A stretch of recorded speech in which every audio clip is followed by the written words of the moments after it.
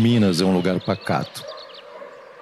Não estou falando da capital Belo Horizonte, com suas indústrias e a correria de uma megalópole. Me refiro ao interior, às cidades históricas, pequenos recantos bucólicos que têm um lugar especial no imaginário de todo brasileiro.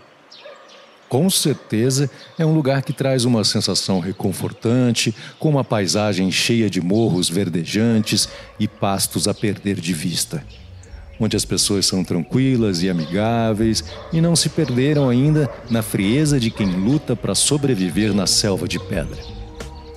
Um lugar onde se toma um cafezinho na calçada com os vizinhos e, se você quiser transformar em um pingado, tem até leite fresco direto da teta da vaca.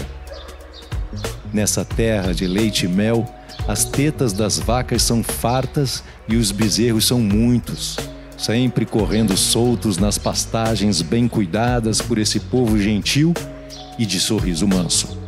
Povo trabalhador e conhecedor da terra, que é o povo mineiro. É gente que sabe das coisas porque é gente de tradição, gente que construiu com as próprias mãos algumas das primeiras cidades do Brasil.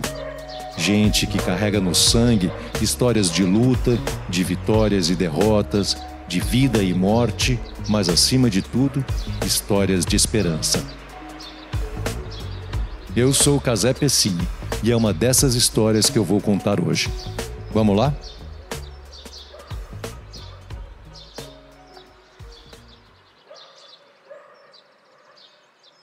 Na tarde ensolarada de 5 de novembro de 2015, o vento beijava os pastos verdejantes da região de Mariana. Os sinos da Catedral da Sé marcavam 3 horas da tarde. A região vivia um dia típico, com moradores se abrigando nas sombras de seus casarões e suas vacas leiteiras sob a copa de suas árvores. Mal sabiam os moradores dessa terra tão fértil que, em meia hora, seus problemas seriam muito maiores do que apenas o sol quente de novembro. Ministério Público Federal, boa tarde. Bastou apenas uma ligação para que os gabinetes e corredores da sempre tão dinâmica sede do Ministério Público Federal em Belo Horizonte se calassem por completo. A maior catástrofe ambiental na história do país tinha acabado de acontecer ali mesmo, em Minas Gerais. Foi como se o ar tivesse se tornado rarefeito e por um minuto tudo ficou em suspenso. A barragem do Fundão, no município de Mariana, havia se rompido. Essa ligação foi um dos mais importantes chamados recebidos pelo Ministério Público Federal no Estado e não seria justamente agora que os procuradores iriam permitir que o choque da tragédia os paralisasse. Não era preciso dizer mais nada. Todos ali sabiam o que deveria ser feito. Era hora de arregaçar as mangas e fazer o que o Ministério Público Federal faz de melhor: proteger os direitos do cidadão brasileiro. Equipes foram divididas, tarefas distribuídas, o momento exigia ação imediata. Ainda naquela tarde, servidores e procuradores do Ministério Público Federal partiram sem demora em direção ao leste, ao encontro da população.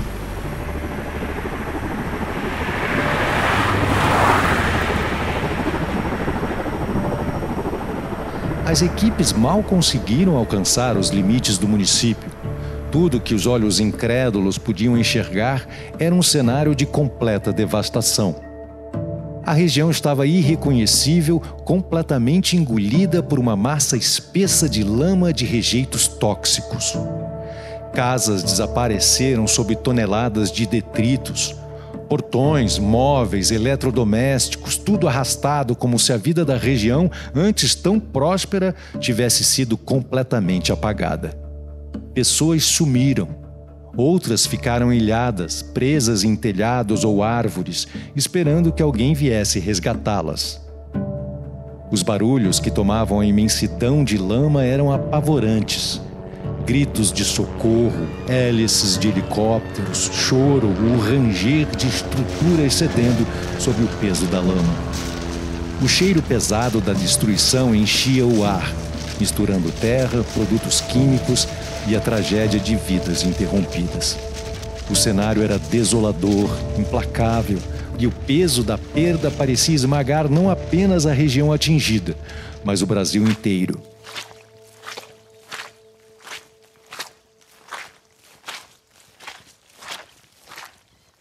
O choque era grande, mas o Ministério Público Federal, longe de se acovardar, entrou em ação imediatamente. Nos primeiros dias, equipes organizaram levantamentos, conversaram com moradores e registraram os danos. As ações eram pensadas para entender a dimensão do desastre e iniciar o trabalho de responsabilização. Esses eram apenas os primeiros passos de uma jornada que exigiria paciência e coragem e que duraria anos. Entre audiências, revisões de acordos, novas denúncias e acompanhamento das reparações, estiveram presentes de forma constante o Ministério Público Federal, o Ministério Público Estadual e o Ministério Público do Trabalho. Cada passo, cada decisão judicial, cada medida exigida às mineradoras foi parte de uma estratégia clara: reparar danos, responsabilizar culpados e proteger os cidadãos atingidos. Mas o que resta depois da lama?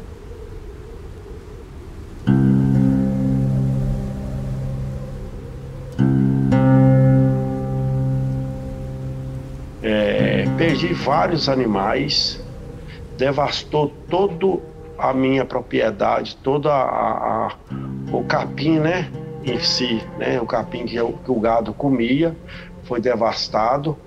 E acabou com tudo. A realidade é essa, acabou com tudo, destruiu tudo que eu tinha lá, trazendo lamas, né, a lama para dentro da propriedade, infelizmente, e levou a minha produção de leite a atingir quase zero, foi atingido a produção do leite.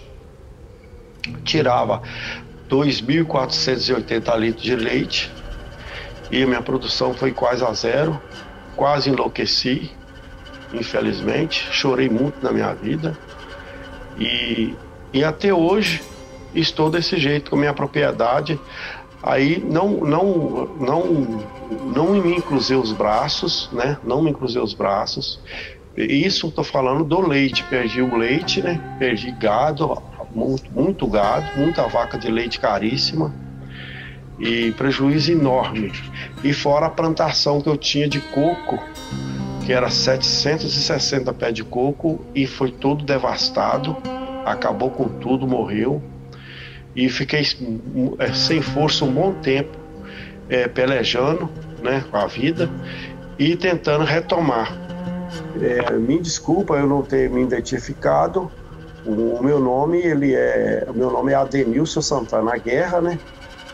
A fazenda Rio Doce e fica em Governador Valadares, Minas Gerais. Fica aqui no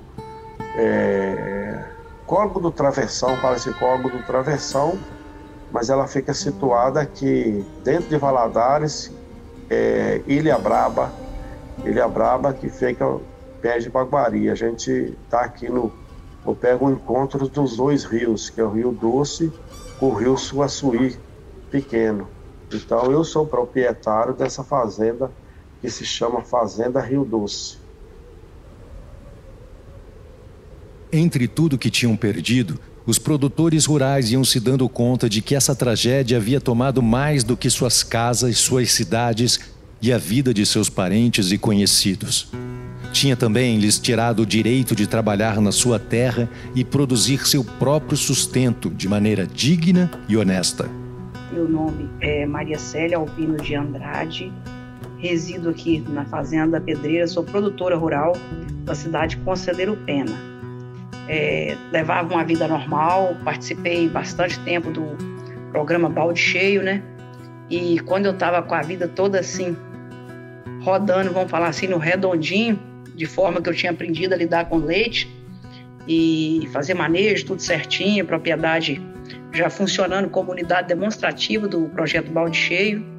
Aí houve rompimento da barragem de Fundão, e veio e afetou a propriedade toda, porque a propriedade ela é às margens do Rio Doce, e eu tenho uma ilha também, que está lá no meio do rio, né? Então, assim, toda designada ao leite, as baixadas e a ilha. Então, assim, a lama veio e pegou tudo. Então, nesse momento, assim, para mim foi muito difícil, porque nossa agricultura aqui é agricultura familiar, eu trabalhava com meus filhos e marido aqui, a família toda trabalhando. Então, assim, a nossa terra era uma terra muito boa. Eu sentia muito orgulho de falar isso, porque o Vale do Rio Doce era a segunda melhor terra do mundo. Então, assim, a terra era muito boa, porque quando eu fazia essa análise, eu tenho até as análises guardadas ali, eu precisava pôr para rodar 10 vacas por hectare, que era no sistema intensivo, eu precisava que esse fósforo estivesse em 30. Então, quando eu fazia uma análise antes de adubar, esse fósforo já dava 32, 33, acima de 30. Então, assim, eu não tinha custo com a adubação. Depois que a lama passou nele, ele produziu 1,5 toneladas, não pagou nem a energia dele. Então, assim, ficou inviável. E o leite da mesma forma, porque antes da lama passar, eu conseguia fazer média, na vacada eu conseguia fazer média de 22 litros de leite. 22 litros, era sempre média acima de 20. 21, 22, 21, 22. Então, assim, com a lama, eu parei, o leite veio praticamente a zero, depois da passagem da lama e destruiu a propriedade toda. Mesmo hoje, no dia de hoje, produzindo a Samarco, né, está fornecendo um silo para a gente, que foi uma ordem judicial para tratar do gado. Eu não tenho a pastagem verdinha igual eu tinha. Então, assim, hoje eu tô com média no curral de 7, 8 litros, não sai. Então, assim, pega em 70 vacas, o prejuízo é enorme mensal.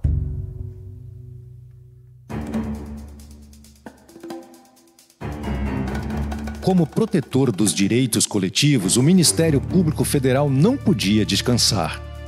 Os esforços conjuntos e contínuos que já tinham se concretizado garantiram avanços, como a prorrogação até 31 de outubro de 2025 das assessorias técnicas independentes, as ATIs, às custas da Samarco. A empresa responsável pela tragédia teve que custear os valores referentes aos trabalhos das ATIs. Assim, a União só precisa contratar esses serviços novamente a partir de 1º de novembro de 2025.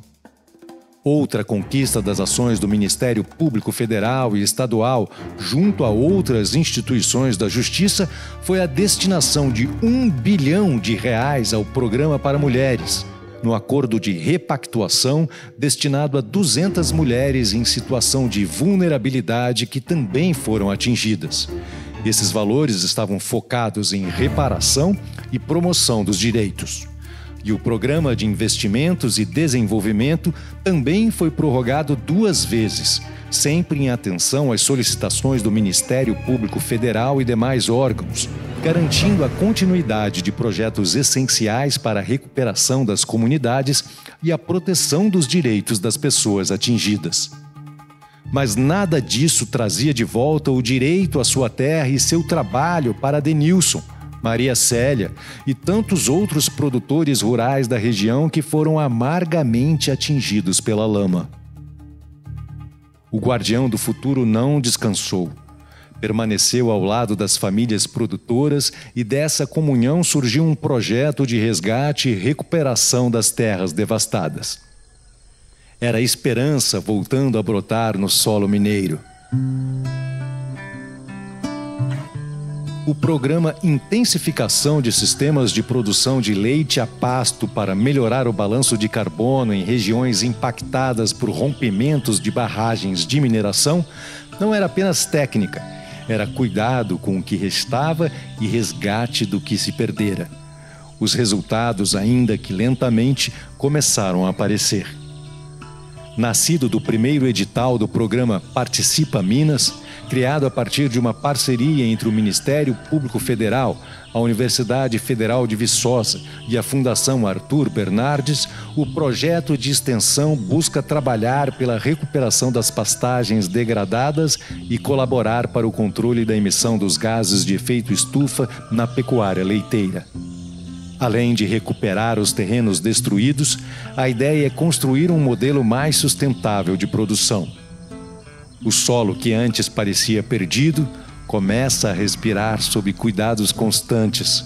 Os pastos destruídos, silenciosos sob a lama, eram revitalizados com técnicas precisas de manejo e plantio. As vacas sobreviventes, abatidas pelo choque e pela fome, recebiam atenção especial. Alimento cultivado em áreas seguras, descanso em cercados protegidos, supervisão constante para que voltassem a produzir. O mugido mostrava uma reação à vida e era como um pequeno sinal de esperança cortando o silêncio da devastação. O programa, com execução prevista para o período entre 2024 e 2026, foi viabilizado a partir de recursos de um termo de ajustamento de conduta, o denominado TAC, firmado em 2022 com a Samarco. A empresa responsável pela tragédia assumiu uma obrigação de mais de 116,27 milhões de reais, dos quais 20% seriam destinados a projetos socioambientais e socioeconômicos indicados pelo Ministério Público Federal e pelo Ministério Público de Minas Gerais. A quantia de 1,4 milhão, correspondente a 10% da parcela anual de 2023 sob indicação do Ministério Público Federal, foi direcionada ao Participa Minas. É uma satisfação para o Ministério Público Federal apoiar esse projeto, que diminui a emissão de gases que provocam as mudanças climáticas.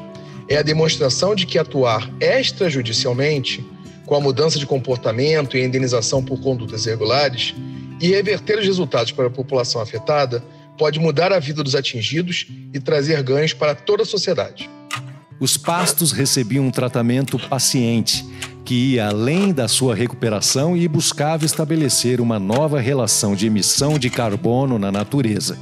Se o sistema, de pastejo ele estiver degradado, ou seja, você vê isso é muito comum quando a gente viaja de carro, A gente olha para as pastagens e vê às vezes um pasto muito baixinho ou até na terra. Essa falta de material verde e de raiz faz com que não haja essa captação do carbono que está na atmosfera. Então, toda vez que você vê um solo exposto, não tem naquele solo raízes que poderiam estar aproveitando o CO2 da atmosfera, tanto para fixação no solo, como na própria raiz, ou então na planta, no que você vê, na parte aérea. Então, quando a gente trabalha para fomentar a melhoria dos pastos, seja com adubação, com o manejo correto do gado do pasto, a gente está ali fomentando o aumento da fixação de carbono do solo pelas raízes e pelo material que fica ali na camada superior, que é o que a gente vê. O solo era trabalhado, enriquecido com nutrientes naturais, sementes adaptadas ao clima, espalhadas com delicadeza. Pequenos córregos, antes bloqueados por rejeitos, voltavam a correr, trazendo um cheiro de água limpa que misturava terra molhada e esperança. A vegetação nativa, antes soterrada, lentamente reaparecia, tímida, mas firme, mostrando que a recuperação era possível quando feita com cuidado e planejamento. As famílias, antes paralisadas pela perda, reaprendiam a organizar o gado, observar o ritmo da terra e respeitar os ciclos da natureza. Olá pessoal, eu sou Miguelito, produtor rural da cidade de Conselheiro Pena, em Minas Gerais. Nesse projeto que estamos fazendo parte, a gente está com a expectativa de ser orientado pela assistência técnica para que a gente encontre formas de fazer com que a propriedade possa estar gerando renda e ao mesmo tempo, sem causar um impacto tanto na questão do reflorestamento, questão de emissão de gases. Então, assim, a gente tenta trabalhar com a família, evitando, que esse outro impacto possa se agravar, com a questão do desmatamento e diversas situações. Então, é extremamente importante a assistência técnica das pessoas que são capacitadas, vêm da faculdade, com um conhecimento que a gente não tem, até por a gente estar mais envolvido com os trabalhos do dia a dia aqui na propriedade, eu e a minha família, que a gente tira leite, a gente faz o queijo, a gente tem um comércio na propriedade. Então, assim, a gente está se preparando para começar a plantar milho, apesar dos resultados estarem dando bem alto, né, com a questão do índice de ferro, mas a gente tem que fazer com que a propriedade seja produtiva. Então, assim, cada vez mais a gente precisa desse apoio técnico das pessoas, né, que vêm da faculdade para nos assessorar e nos orientar aqui. Então, são programas que realmente têm nos trazido a expectativa de voltar a ter uma produção que realmente possa suprir as necessidades de toda a nossa família. As práticas agrícolas do programa, manejo rotacionado, conservação de água, integração de sistemas e proteção da biodiversidade, são ferramentas de reconstrução da vida e da confiança. Esse programa é prova de que, mesmo após a devastação, o cuidado consistente, o conhecimento aplicado e a presença vigilante podem transformar o que parecia perdido em recomeço, fazendo a terra germinar novamente sob o olhar atento de quem protege. Mariana nunca mais foi ou será a mesma. Suas lindas e imponentes construções históricas agora abrigam histórias profundas de superação e resiliência. O povo mineiro é forte, conhece a terra e ama profundamente seu pedaço de chão. É desse amor que nasce a determinação de reconstruir, respeitando a memória do que se perdeu. É impossível simplesmente não olhar para o retrovisor e se esquecer da terrível tragédia.